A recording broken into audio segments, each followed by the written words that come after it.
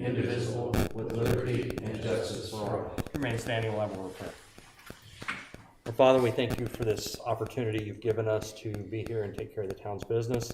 Lord, we pray that you be with Dennis tonight as he can't be here and he's traveling for work. Just watch over him. Pray that you help us to do things that are pleasing in your sight and are in the best interest of our residents. These things we pray in your name. Amen. Amen. Thank you. You may be seated.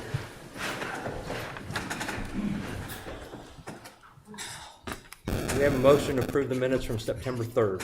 A motion to approve the minutes from September 3rd. Second. Second by Chad. All in favor, say aye. Aye. Opposed? 4 affirmative. The minutes from September 17th. Motion to approve the minutes from September 17th. Second. Second by John Purdy. All those in favor say aye. Aye. Opposed? 5 affirmative. We have a motion to ratify the fund report and docket. I'll make a motion. Motion by John Purdy, second by Chad. Questions? All those in favor say aye. Aye. Opposed? 4 affirmative. Okay, we'll move to the budget approval. Angela did not print out the entire 8 million pages of the budget, but if you guys will look on the sample page that she left, this does have all the changes and cuts that we made.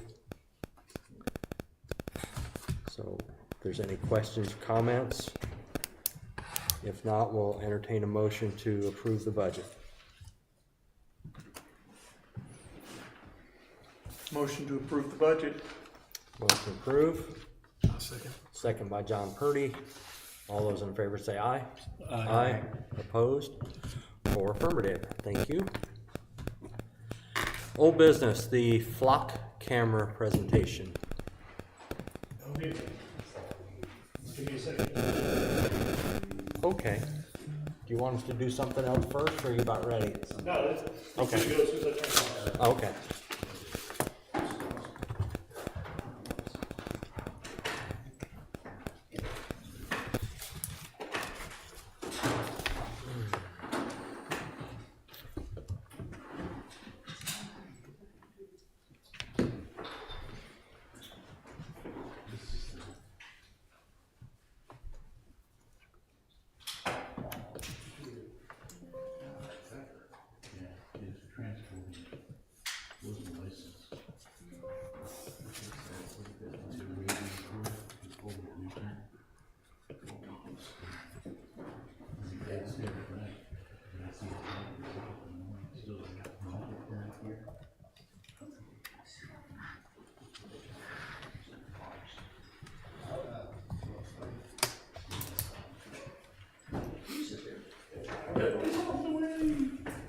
I know what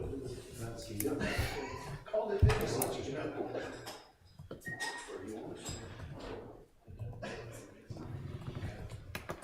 You might use my laptop. Yeah, battery died on my laptop, I'm sorry.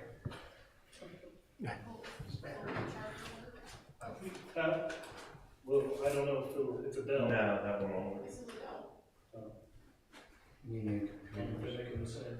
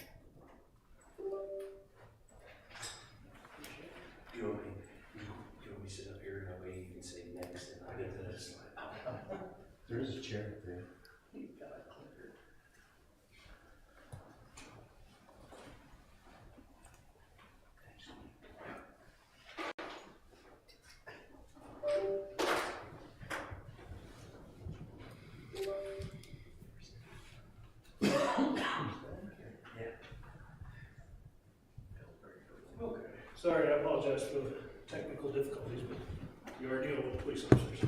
It do get hard sometimes. This is just about the flock safety camera. I know we talked about it at the budget hearing last time. I just want to give you guys a little bit of a rundown of what it is. That way you can experience, see kind of where the money's going a little bit, just to help you guys along. So it's a public safety operating system for a safer community. With more vehicles on the roadways, neighborhoods are growing, towns, cities are growing, more traffic. Kids are getting older, everybody has a car now. You know, family of four, not 4 or 5 cars anymore. So it's prevalent that we get something to help maintain traffic, to help make sure the motoring public is safe. So what is flock? That's what the flock cameras look like right there. It's solar power, so there'll be no electricity or anything needs to be ran to them. I believe we've already got 1 permit, but waiting on a second permit for the second camera right now. So as I said, public safety operating system helps communities, law enforcement, emphasizes more focused capturing objective evidence, using machine learning, kind of AI, that's where everything seems to be going, to help deliver an unbiased investigative lead for any kind of crimes that we might have. It's been proven to reduce crimes when these are in use in the towns and cities. Currently 50 flock cameras in Johnson County. That does not include the 2 that you guys have approved for us. The school has 2 here locally. It might be hard to see the 2 dots right there on the east side of 31 there. Both of their cameras are used for the school basically just because all the construction and everything they've had, that's where they need to focus more. But as you can see, the nearest cameras aren't really around us where they would benefit us, you know, 100%. Worsville Road might actually be the closest one. Then you got Franklin down by Commerce, and then, you know, 135. So this is our proposal where we were wanting the cameras placed. If you can kind of see my crude drawings up here. The first one, Proctor Park, facing eastbound. So that way you can pick up traffic coming into the park, traffic leaving the park, anybody coming into town from I-69, 135, all points west. Because we know now Tracy Road is a main thoroughfare for the county for some reason, so everybody wants to come through there. The second one we're proposing is 31 and Tracy Road, kind of facing the northbound traffic, so we can get people coming off of the eastbound lanes, westbound lanes, anything going north.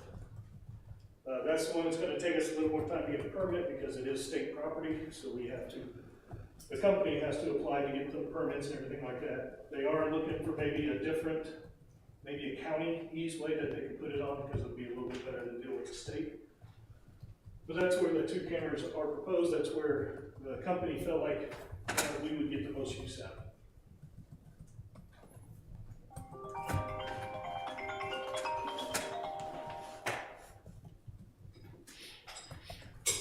So why in Whiteland do we need these? Well, according to the World Population Review website, New Island has an estimated population of about 5,900 people. I don't know how accurate that is. Again, these are websites. They could be making up their own numbers. New Island is currently growing at a rate, according to this website again, at 1.16% annually. Increased by 6% since the last census in 2020. Still a pretty good rise. We're going up every year. That's good for the town. We answered just over 4,000 calls for service in 2024, which was an increase 22% from 2023. We all know what's going on in Indianapolis. A lot of it's coming to Greenwood. It's just flowing south. It's just going to be a matter of time before it's here. With crime on the rise, and an increase in population, this is what kind of the world's gone to now. It's Big Brother watching over you.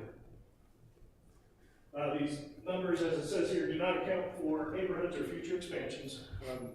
Obviously, because we don't know what's going on, who's going where right now. So these numbers are just based kind of a guesstimate right now.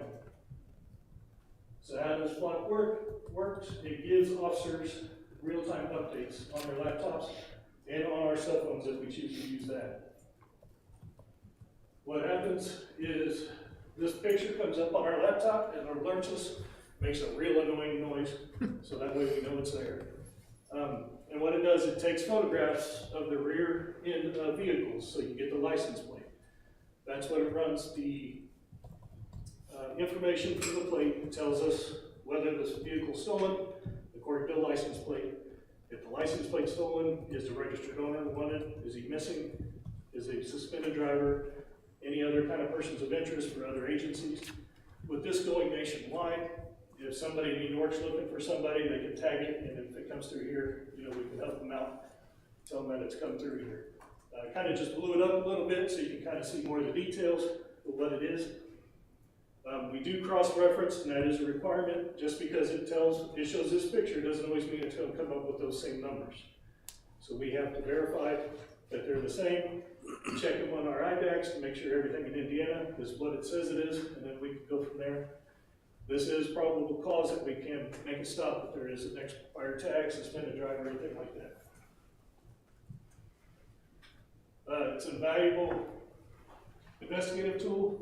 Like I said, we can match it up with license plates, we can look at vehicle colors, we can just put in makes or models or both, partial plate numbers.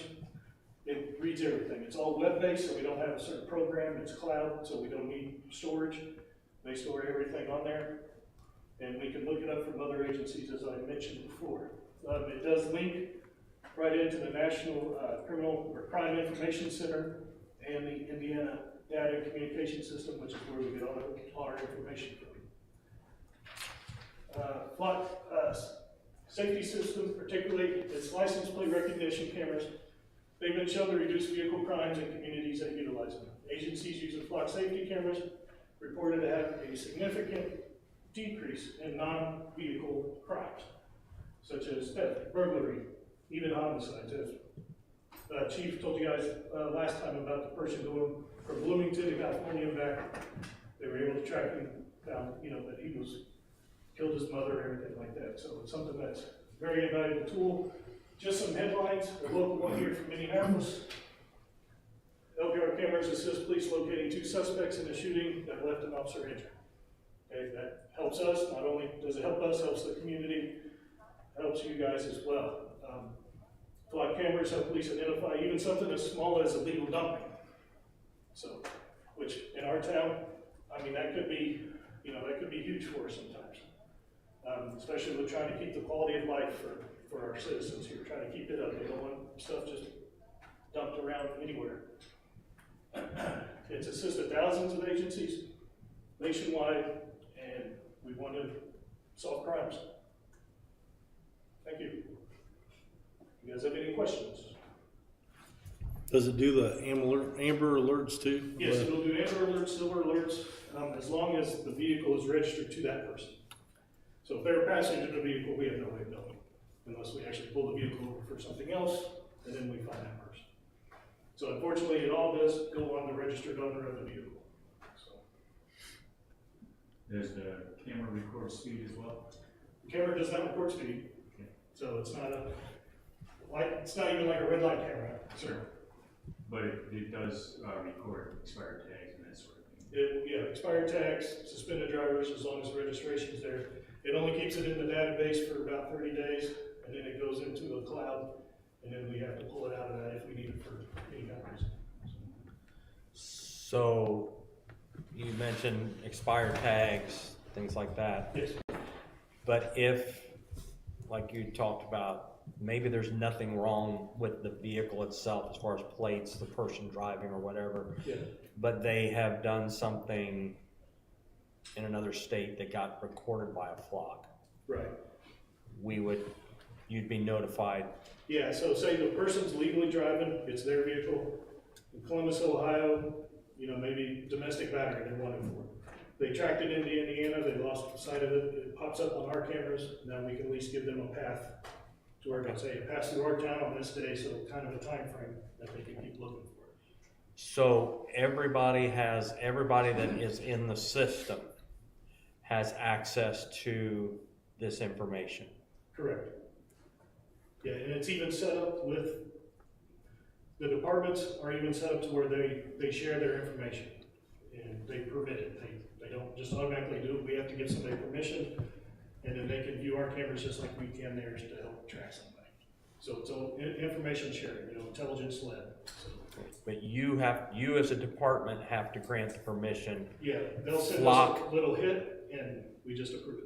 Flock cannot do that. Flock does not, no. It is through another, law enforcement agency, basically. Okay. So information, it's just like the NCIC and IDAX, we cannot share it, we cannot give it out, it is confidential information. We can't just, if we end up, basically it's the same rules, if we share the information, if we give somebody to log in, say even for another agency that doesn't have Flock, then we get suspended 30 days from the use of that just as the first offense, and then it builds upon there up to, termination if it becomes a problem. Okay. So any officer has access to grant any other department.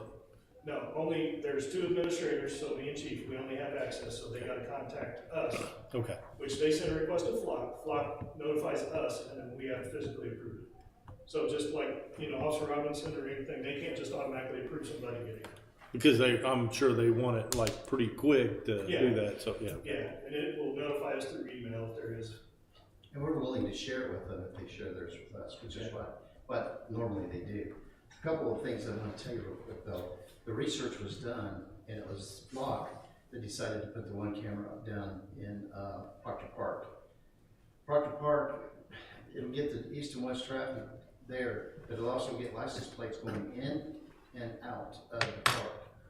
The other location that we got right here at 31 and Tracy Road, there will be a camera 24/7 on top of that. What we're hoping is that camera will utilize us to better reconstruct our accidents that we have there. Second of all, we've got Ray Skillman and May's trailers that may help us with theft of trailers or vehicles coming out of that one area there, as well as eastbound traffic going out toward the interstate or coming back. So they're 2 really strategic, good locations that we have. Navy did a good job. And Tracy 31 is our #1 area for accidents, so that's kind of why we were trying to get something there to help out a little bit more. So if we got a third one, where would we put it at? Did they recommend Not that far out. third? I was just happy to get the Okay, 2. yeah. I was excited. Still am. In my opinion, I'd like to get something coming into town from the east side maybe, or even coming south. Or even toward where our new development's coming up at Sawmill, somewhere around there in Whiteland Road down south of that area. Because we're gonna have 433 homes coming in there, and they'll have access to 69 by going west and 135 as far as escape routes or whatever. As we all know, for some reason, Tracy Road and Whiteland Road are now highways. Yeah. And no longer just little town roads, so. It's gonna be interesting, and it's gonna be a good tool for us. When do you anticipate having them? All right, here's what happened. It's gonna be 6 to 7 months is what I was told. And a Zoom meeting that we had the other day, it's gonna take close to a year. Now, they tell us a year in hopes that they can do it a little bit quicker. But in the meantime, free of charge, we are able to access the other cameras, and the closest one to us is down here by the fishing well. So we'll have access to all those cameras there. If there's any crime that goes on around here or goes through our town, we'll know about it with those cameras. But the other 2. So even though we don't have any yet, our officers are set up that if something is spotted in Franklin, it'll pop up for us. What we gotta do, Dave explained to me today, we've gotta send invitations to our officers. Then Flock will take and accept them and put them in the alerts. And once that's done, which we're hoping is gonna be next week, that's gonna happen. Okay. Anything that happens in Franklin, we'll get the alert. Okay, great. So, yeah, it's gonna work out. Yeah, I tested on my computer and I'm already getting alerts today. Okay, So it's wow, already kicked in and in use. awesome. Other questions? Great, thanks, David. Good job. Thank you, guys. Angela, other old business? Lee? When do we want to talk about the paving project? You might as well do it under old business. Okay. You're okay with that? We're going to tag team this a little bit now. So, As you know, at the last regular scheduled meeting, you know, the paving of the road project was a point of concern. We made some phone calls and some email conversations and some in-person conversations, and we do feel that EMB is much more responsive. You know, as you've all gotten an email from Lee, they've kind of admitted that they dropped the ball on this. Kind of to tell you where we are right now. Wednesday of next week, Wednesday, Thursday, and possibly even Friday, Sawmill Road will be back open. They will have all the concrete poured, the asphalt, the base asphalt in one day, and back good to go. Those conversations that we had changed quite a bit on their communication side. So I guess, you know, September 25th was the deadline. Then you gave me authority to extend it to October 1st, which I did. Obviously here it is October 1st. So we wanted to bring this back to you because a decision needs to be made, or a process moving forward with the damages, performance bond, and that nature. Lee and I have had some conversations, and I think I'll let Lee explain his thought process, because he can explain it much better than I would be able to. I think what y'all are seeing out in the field is pretty discouraging, and we've seen some emails from council members reporting that the progress is really slow and complaining about it not seeming like the project's being taken seriously and advancing the way it should. That certainly was the case.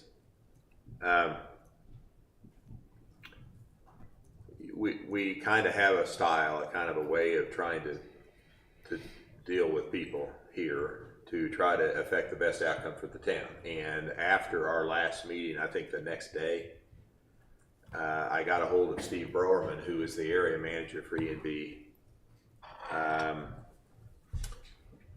and got his attention turned to New Whiteland and this project. He admitted that he's not the project manager and really hadn't had a hand on this, but took an interest in it, and you know, was going to look into it, call me back the next day. He did exactly what he said he would do.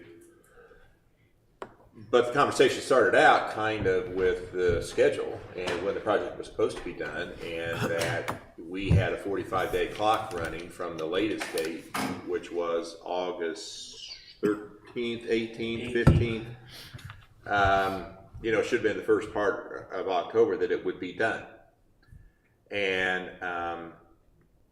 he got back to me and said, well, we can't. The November 5th date that you were given on this revised schedule for completing it is kind of still the date. And we really can't do much to change the deadlines that we have communicated to Dwayne on getting this project finished. And was gracious, was apologetic, but they can't make it move fast enough to speed up that timetable. He explained that when they bid the project, planned on being able to slip curb, what's the term? Yeah, you're right. Slip the curbs. Slip curbs on both Sawmill and Tracy Road, which is a thick mixed concrete that is sort of squirted out like you're making Christmas cookies or something. You know, it's comes out of a slip curb machine that forms it and sets it as they go, and it's very fast. And it's it's the sort of customarily the way the curbs are set in 2025. Because there was not adequate height along the edge of the road, if they slip curbed Sawmill, they would end up with a curb that was too high and would throw water back onto the neighboring properties rather than out into the road and into the storm sewer. They also had an operator who ran this machine for them who left or was not available to operate it. the way they have responded is they are manually forming and pouring curbs and sidewalks along that section of Sawmill in order to get the job done, but that's much, much slower. And that accounts for why the progress has been so slow. Dwayne has been successful by bringing pressure to bear on them and the project manager and getting them to add some personnel to work longer days, to work more days in a week. Yeah. And it's moving along at a much better pace than it was. They think they'll be able to slip curb Tracy. Yeah. They're thinking. Yeah. Part of it too, I think, was that when the bid specs were written and the bids were invited, it was left to the contractor to sort out what the elevations were and what process they would need to use in order to set these curbs. The town didn't offer them any engineering for that to be predetermined. We left it up to them. They did not ask for any additional specification. They did not at the outset ask for a change order. They did not, and to this day they haven't. They didn't come to us and say, well, we're not going to do it, or they didn't choose not to bid because that was something that was going to have to kind of be sorted out in the field. They just took on the project. I think Dwayne would say, let me say it for you if I didn't write, I think Dwayne would say that the project by its scope is a project that ought to take longer than 45 days. But the contractors, they've done this before, they're big boys, and if they submit a bid to complete this work in 45 days and sign a contract that says that's what they'll do, then that's what they're bound to. But I'm sharing this with you in order to kind of give you the background on this.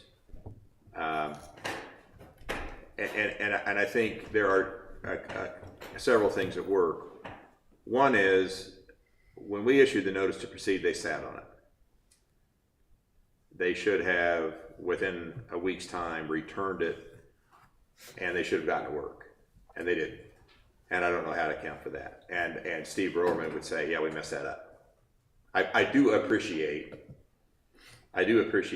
someone saying, yes, it's on us. We messed it up. We're sorry. We're going to see what we can do to make this as good as we can. A little bit like the waitress taking back your steak because it isn't prepared properly. I mean, you'd rather have that than them argue with you and tell you that it is prepared properly. It just gives the whole thing a better feel. Given that this has required more work than what they contemplated, and that some of this cannot be slip curbed because of the way the earth's made there, not because of anything unique to them, I suppose they could have come around to the town and asked for a change order for some additional, for an increase in the contract sum because of a condition that they weren't aware of that was discovered in the field, a concealed condition exception that could have been the basis for them to ask for more time and more money, and that hasn't happened. What they have been met with in the field, they have sort of accepted and taken on at more time and more expense to them, which is something. But here we are. We had this discussion at our last meeting. You instructed me and Dwayne to give them until the 25th, and if we felt like it was appropriate till October 1st to complete the project, it is completed. You instructed me to put them on notice that the town was going to assess liquidated damages at $500 a day because they're not finished on time, and to put the bonding company on notice. And I will follow your instruction from tonight and do that tomorrow if that's what you want done. I think I want you to have all the background, and I want to report not as their representative or advocate, but to be fair and transparent about what has happened. There has been a wake-up call. They have responded to it in a way that we both think is positive. The project is advancing at a better pace than what it was. There are some conditions that I think were outside of their control, or at least they weren't aware of it, can account for this thing being bogged down, not just because they didn't give it the attention they should have. There are some things that are just unique to this project and the characteristic of the the roads and the side yards and the elevations and the ability to slip curb it. We're hoping that they'll meet what is now the November 5th deadline to get it finished. We feel more confident that they will. I think it's always better in any kind of a project like this if there is a way to maintain cooperation and good working relationship with your contractor, because I think you're likely to end up with a better finished product than what you will end up with if you end up in an adversarial stance with your contractor, whether that's building a house or a birdhouse or buying a car or having street work done. So I guess for the town, I don't want to be too quick to turn what has now been a pretty positive relationship over the last month.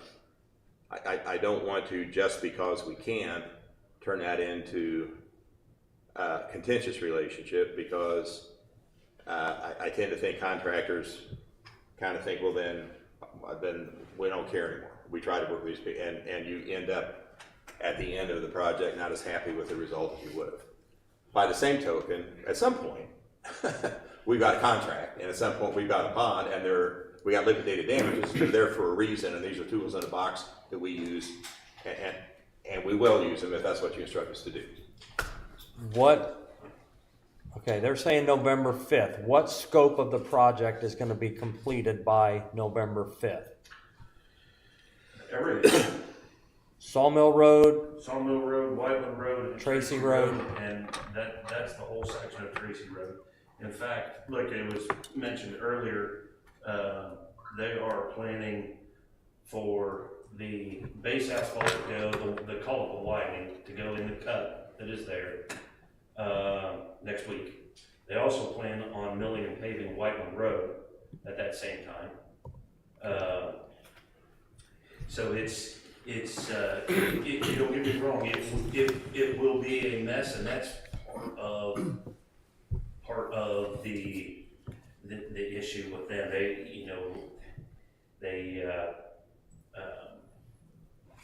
All of a sudden they don't have crews available, and then all of a sudden they do. So I hope that answered your question. Okay, here's my opinion for what it's worth. You guys do what you want. There's not one thing, Lee, that you mentioned that is our fault. Not one. We did everything by the book. If I go quote something to one of my customers and I don't go do my homework and I go out and see what I'm quoting, shame on me. It's not my customer's fault. The only way I will agree to this extension is every Friday we go out and we do an inspection, and you can let them know this. We're going to look at it every Friday. If they're not making significant progress every week, then the 500 a day starts the following Monday. Because we can be nice and not be adversarial, okay? And we can also bend over. Mm-hmm. And when you get to the point where you say, oh, that's okay. You know what? It's not my fault that they had somebody leave their crew. If that's all you've got is one person that can do it, then the owner of the company better be out there learning how to use that curve machine. And, it's not our fault that they bid too many projects, because that's what they did. They bid too many projects, just like everybody else out there right now. They don't have the work crews to do it. It's not our fault. We're small potatoes, and we're being made to pay for it. Now, that's my recommendation, that we inspect it every week, and if they're not making progress, the clock stops, and you start paying until it's done. Do you really think they can do the asphalt next week? They still have multiple driveway ends and a couple of sections of sidewalk that have to be poured. Concrete is planned to be finished on Monday. They've got the rest of the sidewalk already out all the way up to Tracy Road, with a small section there because we got to work with the radius around the corner. There was a pretty good section still left not done this afternoon when I drove by there. They're probably 2 or 3 houses out. Yeah, they know that. There was a storm sewer inlet right there. There were things needed to be straightened out, but that's planned to be poured tomorrow. So the curb, they're gonna pour the curb and then there's a 5-day wait on that too, or how does that work? So the curb and the sidewalk is all there. It's So the it's asphalt done. will just butt up against Yeah, the asphalt butts right up against that Okay. vertical face. I didn't understand that. Yeah. So was it in the bid that they were going to do both the roads at the same time, or was that they planning that, and then we Which two roads are you talking? Sawmill and Tracy? Yeah, that was all part of the bid spec. They wanted to start, when the excavation crew finished excavating on Sawmill, they wanted it around the corner. Yeah. And I told them, no, we're not shutting down both roads at the same time. It creates a nightmare for emergency services, let alone all the traffic and everything going through there. But yes, everything that's being done is all part of the project. But we the ones that said no on it wasn't in the bid, right? I mean, they just finished and then go the next road and finish, go the next road. Yeah, that's pretty much how they're gonna do it. I mean, I guess, there's been, when we've had other road projects, we've done other roads at the same time, as far as that goes, and it doesn't create a huge issue, but those other roads are also not main thoroughfares through town anyway. Right. I mean, but they didn't get enough guys out there even to do that road, or Never really have. yeah. I mean, you're the expert on this. I mean, do you think they really can have it done by November or whatever? I specifically asked the project manager that question this morning, and they feel confident that they can finish by that deadline. We're very, very close to that deadline. And what do you want to do? As far as my recommendation on it, I'm torn. I tend to lean like how Lee was saying. There is value in working through it and coming up with a solution and going that direction. But at the same time, there needs to be some accountability on their part. Right from the get-go, if they felt that 45 days was going to be an issue before they ever stuck a shovel in the ground, they could have come to us with something in writing saying, hey, can we get an additional 45 days on top of that? And I almost guarantee it that you guys would have approved it. That would have been better. Yeah, that would have been the ultimate solution. So I'm torn. I'm torn on what to do. Let me ask a quick question here. So what was the original date that they were going to be complete? The most favorable date for them would have been September 25th. So, and I say to explain that, we sent a notice to proceed. They were supposed to have returned it within a week or something like that and then get started. They sat on it for several weeks, 3 weeks or something. And then the notice to proceed came back signed. Yeah. So in the worst case, if we go back to when that notice to proceed was issued to them, that was July 18th. That would have started the 45-day clock running.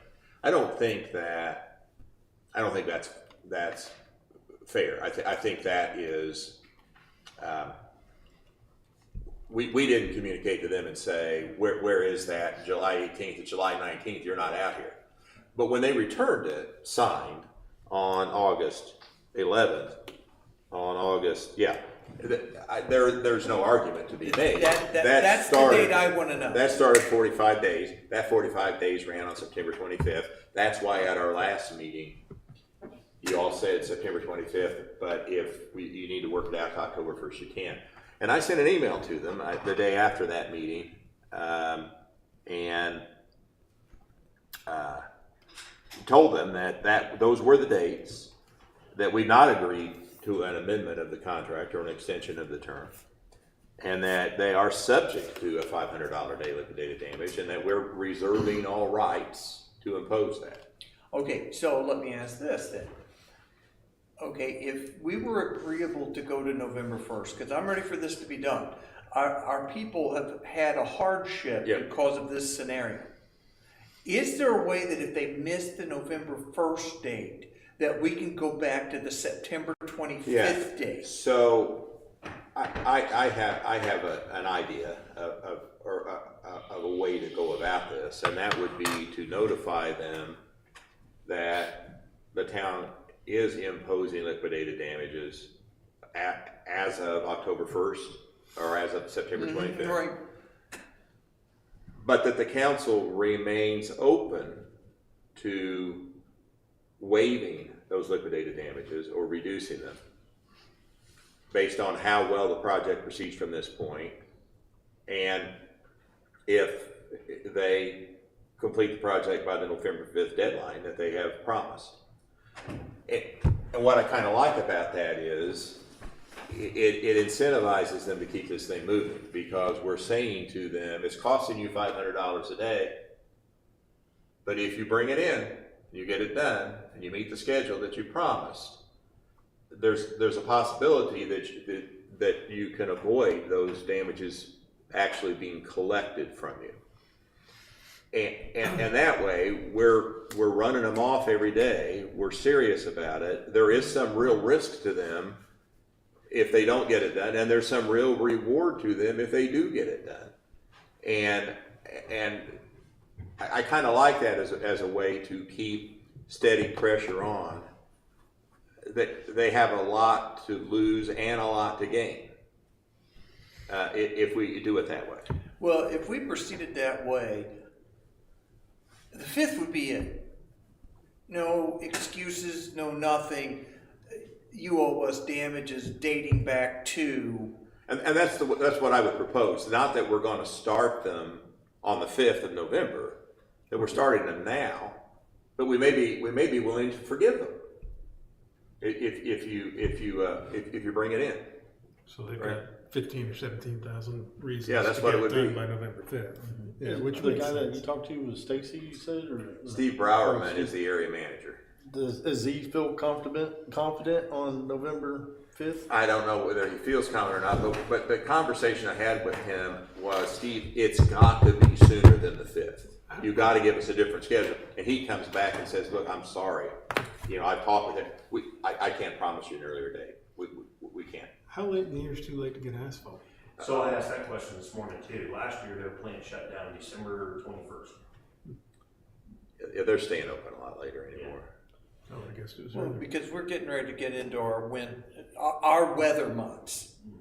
Okay. Yeah, Right. but And November could be sloppy. historically, asphalt plants would close down well before December 1st, sometimes mid-November, right? But anymore, the last decade or so, we just expect them to be up into mid-December, right?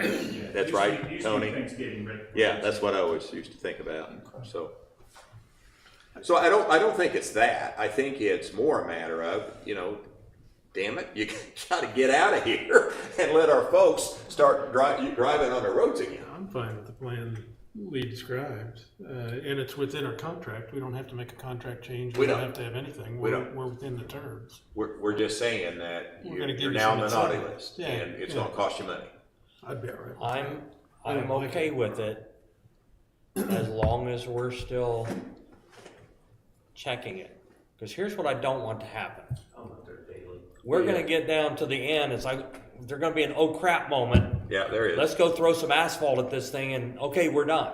Well, that's the other side of worrying about. But you guys have a lot of control over this, and I don't even want to start the conversation about, well, if they don't, then you could rethink the deadline then. But you always can, and I guess we need to frame this somehow or another right now, and to frame it with, it's costing you $500 a day, and you might win the opportunity to forego that if you get this thing done like you're promising. Now, if I'm on the other side of this contract, that's meaningful to me. I don't know how big E&B paving is. I know that $15,000 won't make or break them, but that's enough money that it ought to get their attention. And the people who are overseeing this project ought to worry about what their superiors are going to think if they cost the company $15,000. So I think it's meaningful, and it could work to incentivize them. Okay, somebody wanna make a motion that we authorize authorize Lee to do that? I'll make that motion. John You Kirby, second by Chad. Questions, comments, discussion? All those in favor say aye. Aye. Opposed? 4 affirmative. Okay, well, I'll communicate that to them, in the morning.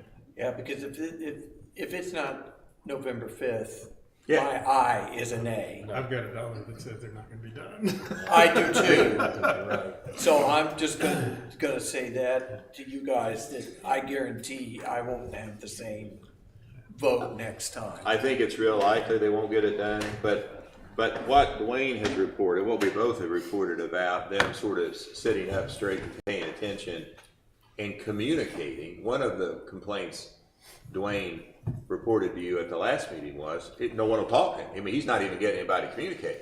Well, they do take this project more seriously than they did before sort of the threat of liquidated damages and bond claims and all was made. So it has been meaningful, and I hope this just turns the volume up a bit. Okay. Just a real quick question, since we're talking about this. We're gonna be doing other road projects in the future. Is this something that when we put out for bids that we can take into consideration? It when is. we're- It's responsive and responsible. Okay, And past experience with a contractor on delivering the work on time, doing it correctly, complying with the contractual terms, goes to responsible. And if we have a record of this bad experience, then yeah, you can deem them to be not responsible. Well, my bigger fear is I don't want contractors to be avoiding us Yeah, because they think that it can work that way too. Yeah, but this is a different scenario. We've been pretty accommodating. I hope that the contractors would Yeah. look at that and say, hey, they gave them every single chance. Yeah. They didn't just jump on the first opportunity to start. I don't know collecting that they $500. communicate all that much among one another for this to even become known. But I do think that cities, towns, states can become problem children by the way they deal with contractors. And that can result in contractors either saying, I'm not going to do it, or I'll do it, but it's 3 times as much money. And then the problem is if you start losing contractors and the only ones you have left are the ones that are only going to do it for a premium amount of money, you have run up the cost of public works because you're not the prom date that they really were hoping for. So we do it. That is something to be mindful of. I want to be the good prom date. That's right. You should Lee. move on. Lee, anything else? Chad? No. John? John? Joe? Dave? Dwayne? Wow. New business, CD renewal. Yes, I sent your email just a few hours ago. I had to wait for the rates from Citizens. And I'm not sure if you read the email, what Lauren said about, she recommended at least going 12 months or longer because she said in December or early next year, they're looking to dramatically reduce the rate. So if we do the 3, 6, or 9 months, we could end up renewing at a time when the rates are lower. But it does seem likely. Of course, I said a year ago they'd be a point lower than they are right now, and they're not. But it does seem likely they're going to go down in the next 6 months. They have to. Yeah. Yeah. So what rate are they giving us? So it'd be 4 on 9 months, 375 on. 4 on 12, 375 on 24. Oh, yeah. Yeah, I think the 12's a no-brainer. Yeah, I think we should do the 12. And see where it goes. Now up till now we've kind of laddered them. Do you want to do one at 12 and one at 24? Do we want to tie it up that long? I mean, it's not like we've had to use it anyway, so, Well, Well, you we've can had always some get- yeah, that's true. conversations That's true. about yeah. sitting on money. Yeah. So we have 2 other CDs that are maturing next year, one in April and one in October. If we do both of these for 12 months, then we're gonna have 3 coming up in October next year. And so if the rates are really bad then Yeah. we have 3 that we have to renew at that. If we have 2 that are renewing next year, why not do them both at 24? And then if things don't get ugly next year, we have 2 that are maturing that we can do for 12 if we need to. I mean, we're tying our money up for a little bit longer, which like you said, we can still get it if we need it. But we're guaranteed 4% where, you know, I wonder, if- 3.75 for the 24 month. oh yeah. I wonder if the bank would do an 18-month, do half of it at 18 months and half of it at 24, then we've got money maturing. every 6 That would months. be, Yeah. yeah, The that's a 18 great month would idea. probably be between the 3 3/4 and 4, I would guess. That would be nice. So do one at 24 months and one at 18.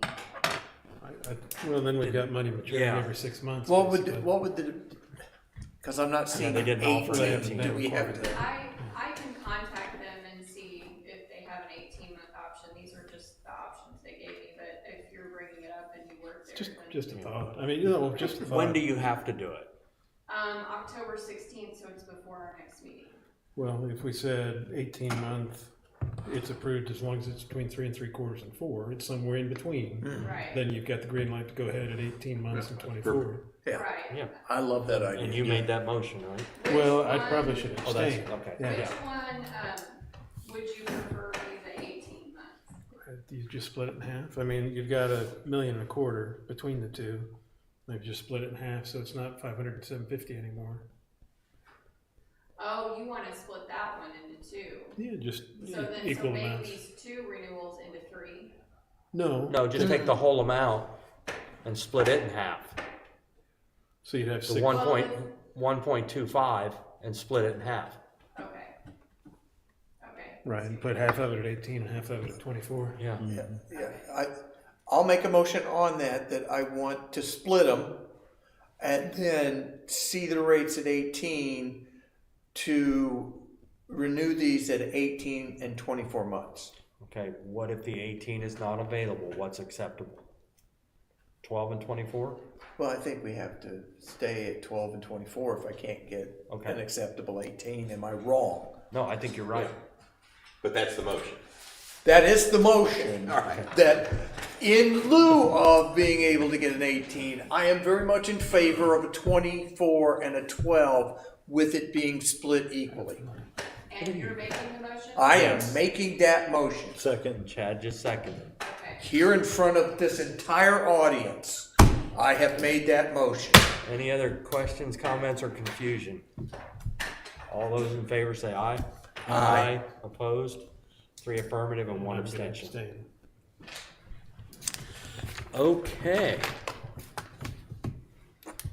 Laptops for the PD. No. It was my understanding this was approved and we're just, Yeah, we just need to formally, were you able to get the refurbished ones? They're in the process of doing that, Okay, but we were waiting until, I was asked to wait till this meeting. okay. Well, the only reason, we wanted you to go ahead and make sure they were gonna be available. Okay, we just didn't want to lose them in case Corey only had so many of them and they were going to go somewhere else. So you guys have all seen the email about the, how many were there? 12 at 600 apiece. So $7,200 for What's happening laptops. with the old units? Did I miss that? Are we using those for any kind of trade-in value? Or are we passing those down? That is the trade-in value with the $600, as far as I know. Oh, so there is a trade-in value. Yes, when we did it the last time, that's what we did to get the price down on the refurb. Okay, I'm fine. The 600 is pretty cheap. Okay, do we have a motion to approve the 7,200 for Right Tech? Is that Right. for the laptops? I'll make a motion. Motion by John. Second by Chad. Questions, comments? All those in favor say aye. Aye. Opposed? 4 affirmative. Okay. Angela, any other new business? Lee? Chad? No. John? There was a discussion at the Whiteland Town Council meeting about looking at merging the two towns again. Has anybody been contacted about that? Yes, finally, Godecker texted me, and I basically told him we had had no discussion about it. That in my opinion, neither town was in a position to spend whatever money it was gonna take to even do the study. And I did suggest, and he agreed at that point. I did suggest that we sit down with them at some point and at least consider doing like an equipment co-op, because it's just my opinion again, there's no reason for us to go buy a $250,000 excavator that we might use a couple times a year, and they go buy a $250,000 excavator that be used a couple times a year when we could share some expenses. So he agreed with that as well. So at some point we will have a sit down, but he had not even brought it up again to his councils, what I was told. Well, it came up at that, they had a. Well, I know, but conversation then about- subsequent to that, it did not come up again. Oh, okay, I think it was So- at their last council meeting. Right, Yeah, okay. yeah. Yeah, you know, my big thing is that I haven't been contacted by any of our residents, except for I got one today who said that they are not interested. You know, that's the first thing that I've heard from anybody, and that was in response to the newspaper article. So, again, my opinion, until somebody can show me benefits to our citizens, I have not seen any reason for us to even entertain it at this point. So, Can I ask you a question? I did not know that you had that conversation about a MOU about equipment and all that type of stuff. And I actually sent Carmen over at Whiteland an email yesterday asking if she would be interested in doing something along that lines, specifically because of our LIM program. Do you want me to hold off since you have had conversations with Mr. Godecker? no, I don't see any reason to, because, you know, I know this is something you've talked about and wanting to start a LIM program, and to be honest with you, if we're gonna ask these guys to keep going out and enforcing our ordinances, you know, people cut stuff down and they gotta leave it, and there's no way to get rid of it, Okay. then, I mean, if you guys are okay with them, you know, if there's something we can work out that we don't have to go buy a chipper and all that, and Yeah, I don't we know could, the logistics on all of that, how that would work out, but I'm definitely interested in doing some of that type of stuff, and we can have more conversations about all of that type of stuff later. no, this, between Brad and I was just 2 quick emails back and forth, and when I suggested that to him, he said that sounds like a great idea, and that's as far as it went at that point. What I would do is I would make sure if we're gonna do something like that, Lee is involved with it, 100%. and that Steven is involved with it on their side, just so that we're making sure everybody's covered, you know, personnel wise, so that if, you know, they send a piece of equipment over and somebody gets hurt, you know, who's responsible and all that, just, 100%. yeah, just make sure we're covering. But at least at this point, that's the gist of the conversation, cause, I know that the paper had mentioned something about they were gonna contact somebody. Yeah. And Brad or somebody was asked if they had, and I was asked, and I said, the newspaper asked me, it's like, I've not heard a word. Yeah, no, I. Well, then like 2 days later, I got a quick text message from Brad, and it was, you know, it was cordial, and I explained at least, and I told him it's just my opinion, but at least the way the new Senate bill was, we didn't have an extra couple $100,000 to even entertain going through the motions of trying to figure out, you know, what would happen, but. Well, I don't necessarily disagree, but I would say I have a hard time looking at the two towns and not thinking that it makes financial sense to look at putting them together. I'd be in favor of going down that road. I realize I'm 1 vote out of 5, and we looked at this last year, and this council said, yeah, we'd like to at least look at it. Their council said, we don't want to. So it died last year, and that's fine. I certainly don't have any issues with that. I look at it from 10,000 feet up and think, I just don't see how it wouldn't make financial sense for the two towns to be one town. Now, I there's an think expense to get there. Yeah, there are other reasons too, at least in my mind, the CCMG money. Okay, we go from $4 million between the two towns to $1 million for the city, which cuts us out of a lot. And just, I have some, I won't say personal issues, but I have some things that I see, okay? Sure.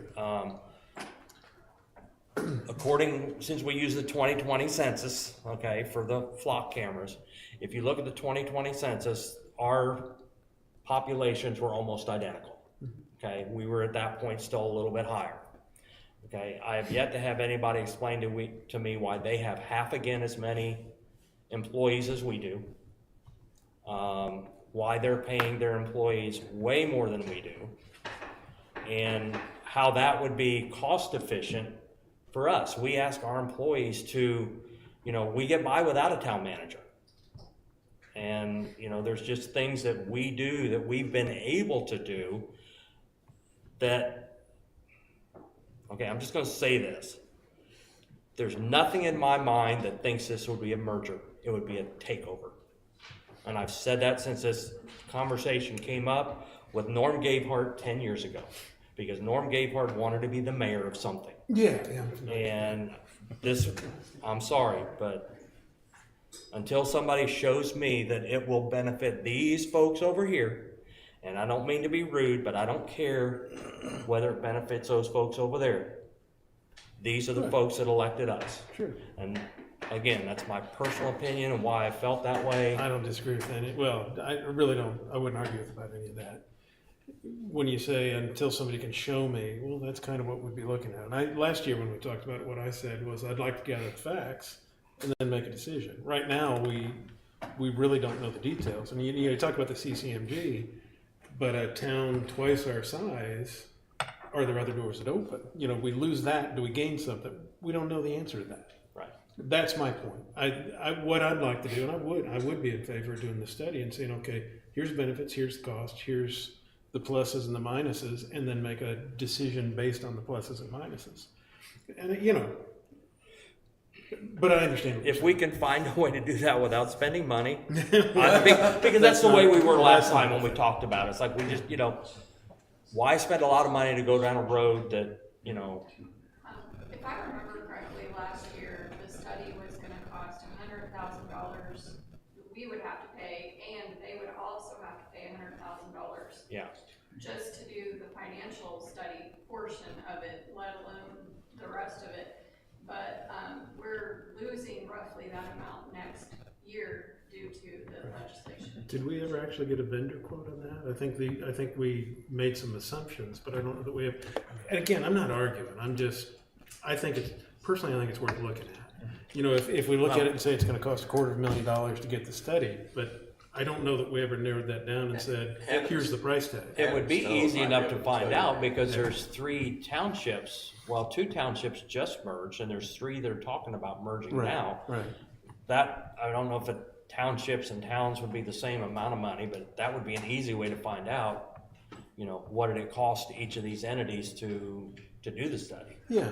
So. I favor what John Barron said about, the upfront investment to find out what the advantages, disadvantages, and all of that right now is not the time for that kind of investment. I still see that there is the potential that our particular constituents are happy and that they like the autonomy of decisions and the quality of life that we currently have. Okay? And I think it's pretty expensive to start looking at that because I also concur with you, John. There might be some huge advantages, financially, services, that sort of thing. But even if we find those huge advantages, I'd want to know what our citizens in New Whiteland think about the entire conversation. Well, and I think the process would be, it would eventually have to go to a vote. It Yeah. wouldn't be Yeah. our council Oh, or yeah. their council. Right. They would go to a vote. Yeah. Yeah, yeah. So again, I'm not, am I pushing to do it right now? No. And it sounds like I'd probably be in a minority anyway, and which is fine. Well, that's how this works, and I'm not bothered by that. But again, I look at it, there's an upfront expense. I have a hard time looking at it and saying over 10 years, it doesn't make financial sense for the two towns to be one town. I just don't see how, and again, I've been wrong about a lot of things today. I may very well be wrong about that too. You have a wife that tells you that all the time. Yeah, that's right. Yeah, just call her, she'll Okay. tell you. Yes. So again, I'm just curious to know if we've been contacted. Okay. No, and finally, last week, he Yeah. did Yeah. send me a text message. Yeah, okay. So, anything else? Nope. John? No. Joe? I was gonna make a point, I don't know if the town's ever worked with a grant writer, but there may be a grant out there for just this type of study. Just a thought, you wanna look into that. Possibly, yeah. David? Dwayne? Okay. Ordinance 2025-11, transfer ordinance. This is just a housekeeping ordinance to clean up lines that are currently negative. There are appropriations back in the positive. Okay. You guys have all seen this ordinance. Do we have a motion to approve? A motion. Motion by Chad, second. I'll second. Second by John Purdy. Questions? All those in favor say aye. Aye. Opposed? 4 affirmative. That is everything on the agenda for this evening. So the meeting is open to the public. If you have a question or comment, we ask for your name and address for the record. Yes, sir. Bob Matthews from Hilltop Commons, 1052. My concern are the two roads that border our property, Tracy and 25. This is way out of date. Finally found this information on the city website that on August 11th, paving will begin on Tracy Road. So it's way out of date, hasn't been updated. We don't have any information on what you're gonna be doing on Tracy Road. These are gonna expand. It says paving and patching, that's all. We don't know if we're gonna be one lane, no lanes, what's happening at all. We're gonna encroach on our property. We're concerned about the pond and having guardrails. If you come over closer, do we have to, or someone has to put guardrails up? They said they were gonna measure. I talked to the state and they said what NDOT road was, they didn't want to talk to me. County didn't want to talk to me about it because it's not a county road. So I went to our folks and haven't got an answer back, and that was approximately about a year now. I called a little while ago and left a message on their voicemail asking about that, and left my phone number, no response.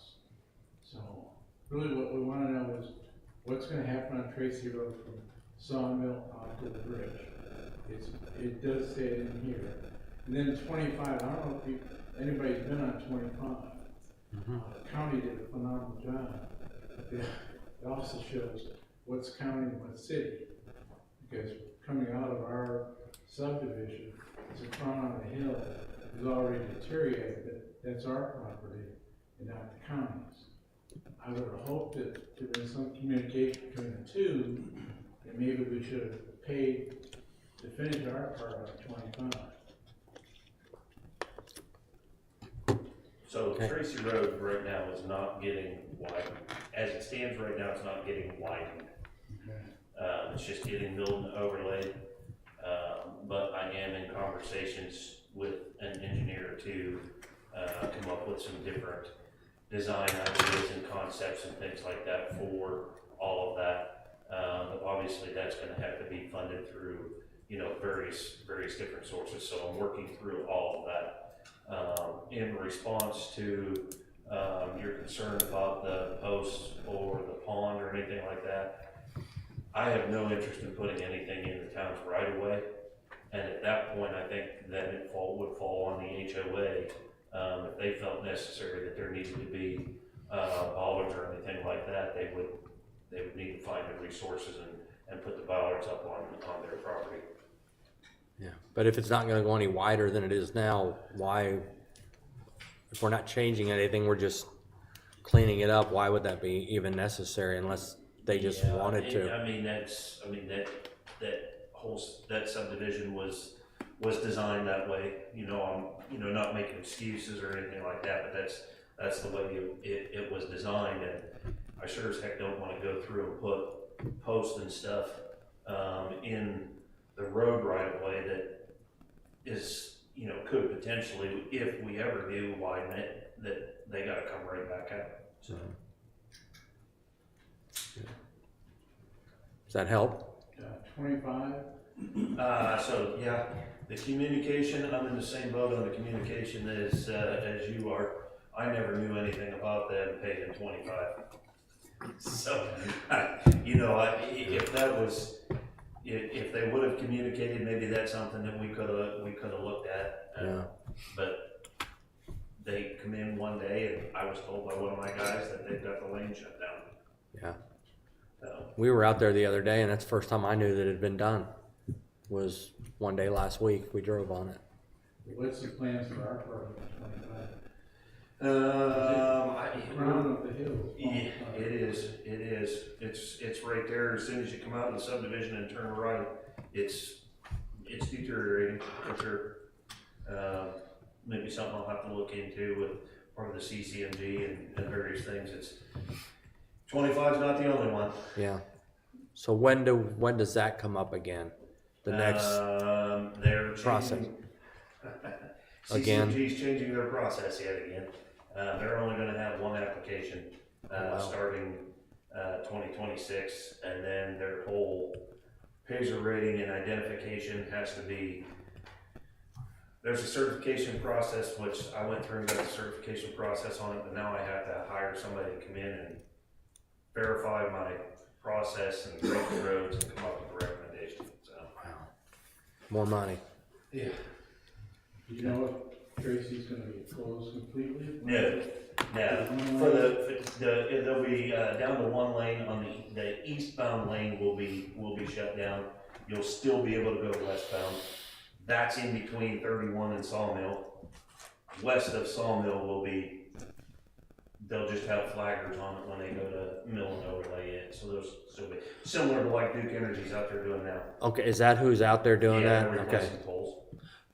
So instead of like we've got Sawmill closed now, will it be that way where you can cross over the lane, or is it you can only go one way on Sawmill? On Tracy? Yeah. Tracy? Yeah. It'll only be one way on Tracy. You can only go west on Tracy. Okay. Would it not make sense to do what Duke is doing now? I mean, I don't know how expensive those things are to rent. Yeah, I have no clue. I have no clue. Okay.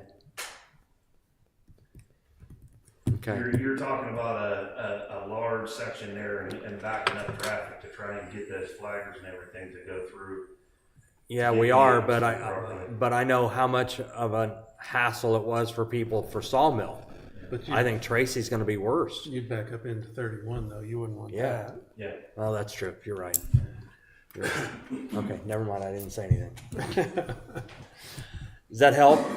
Yeah, this morning, I don't know if you saw it or not, but they were hanging cable on Tracy just past us. Yeah. And they had down one lane. Yeah. Yeah. 8 o'clock in the morning. Yeah. All the school traffic, the school buses, I'm surprised someone's not here from the school hollering at it. Yeah. Yeah. I saw that this morning. Yeah, those are things, a lot of times they're out of our control. Yeah, Listen, that wasn't right-of-way us. Permit and, That was not us. I didn't even know it was gonna happen until I got out there this morning, and I never go that way. I And knew it was gonna happen, but I generally don't get a timeline. yeah. So, okay. Anyone else? Yeah. Yes. My name's Tony Biaski with Scenic Construction Services. For those of you who don't know me, I own a 14-acre parcel over here off of Hawthorne Boone Drive in Tracy. By the way, I apologize. A few months ago, you guys had a false alarm in the middle of the night. I apologize for that.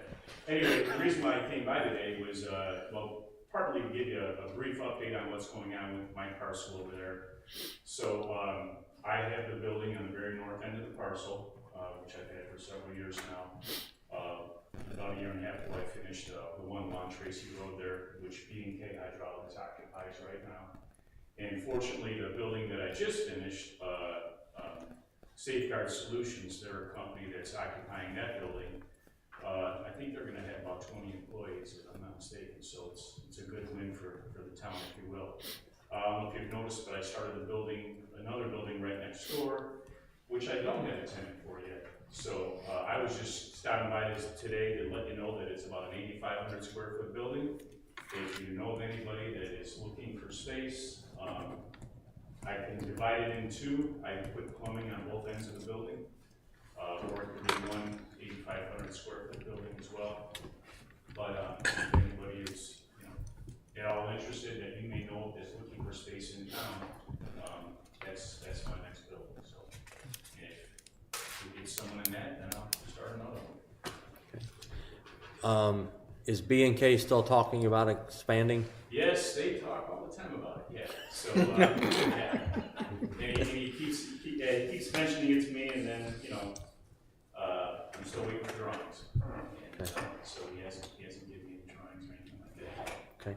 Yeah. As far as the building you've got under construction now, because I may know somebody that'd be interested in part of that. Okay. Is it going to be set up the way the one for the security company is, as far as the overhead doors and things like that? What I have is it will have 3 overhead doors as well. So Total or for each side? 2 overhead doors facing the building next to it, and then an overhead door in the rear. Okay. So I am definitely building the office portion out in front, and then I left the remainder warehouse. But again, I had plumbing on the back end. So if we did split it in two, then the folks in front would have an overhead door, and then the folks in back actually would have 2 overhead doors. Or if someone needed a smaller space, they'd have the overhead door in the back end, and then if the people that took the office in front wanted more storage space, then they'd have 2 overhead doors.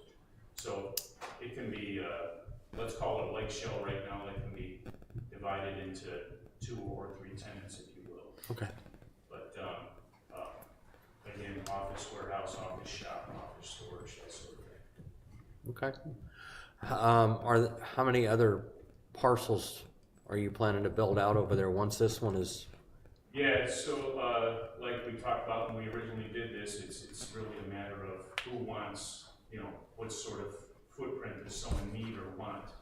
So if someone wanted a 3-acre footprint, then I can accommodate that. So it's really, again, trying to attract whatever business might want to come in, and as long as obviously they're in line with what the ordinances are and what the zoning is for the property, then I guess we would welcome them, I guess. Okay. Other questions? I have kind of one real quick thing. Oh, this doesn't have to do with that, I'm sorry. Oh, okay. I'm self-absorbed. Okay, it revolves around me. Anything else we can do for you, Tony? No, just Okay. wanted to Well, thank you for the update. Well, the only thing I would also say, if there's anything the town needs, I'd be willing to work with the town and put something there that we might need. Okay. Thank you. Yeah, I saw that building going up, and it's like, I wonder what he's doing now.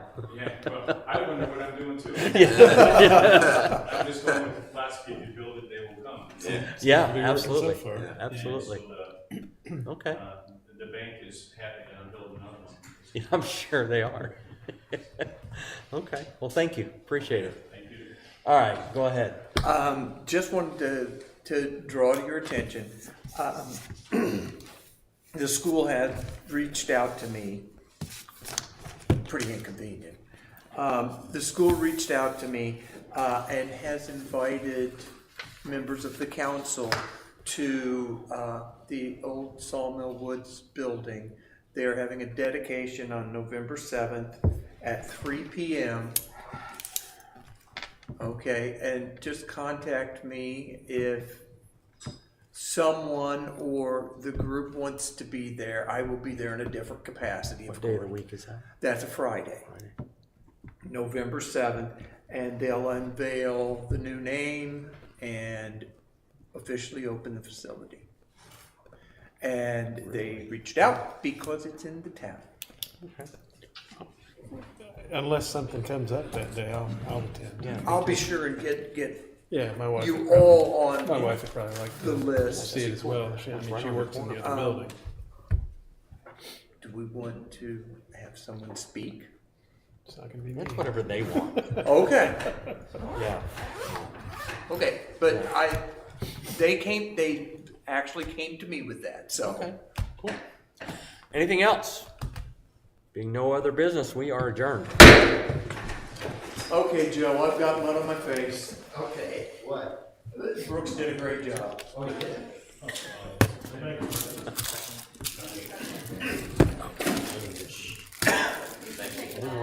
I didn't do it.